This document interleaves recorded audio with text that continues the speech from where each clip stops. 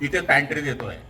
म्हणजे त्याच्यामध्ये काय होईल, गावाचे जे बचत गट आहे किंवा परिसराचे जे बचत गट आहे त्यांना आपण एक आठवडा वाटून देऊ की 10 बचत गटांना हा आठवडा, त्याचे जे प्रोडक्ट आहे ते त्याच्यामध्ये विकले जातील, त्या महिलांना काहीतरी 2 पैसे मिळतील. आमचा हा कन्सेप्ट या मतदारसंघामध्ये जिल्ह्यात आपण करतोय, धरणगावला पण आपण करतोय.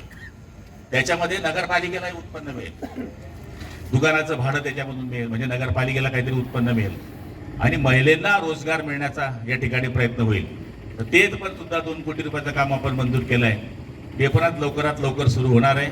पुढच्या काळातही भरपूर कामं आपल्याला करायची आहे.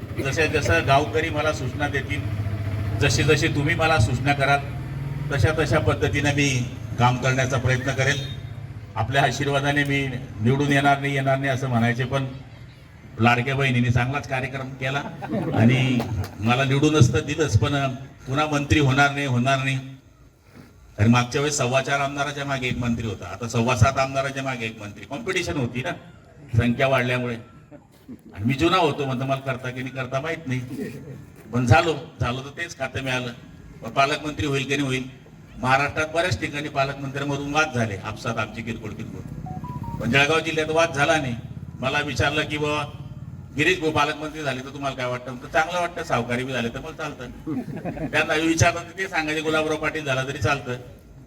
माणसाने जर संयमाने सगळ्या लोकांना घेऊन चालले, वादविवाद कमी करण्याचा प्रयत्न केला तर त्याचं काय होतं, तर तुमच्या आशीर्वादाने एवढ्या मोठ्या जळगाव जिल्ह्याचा मी दुसऱ्या वेळेस पालकमंत्री होऊ शकलो.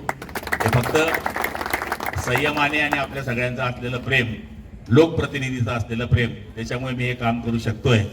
त्यामुळे नशिराबाद वासियांचे जे उपकार आहे ते फेडण्याचा छोटा मोठा प्रयत्न मी निश्चितपणाने करतोय.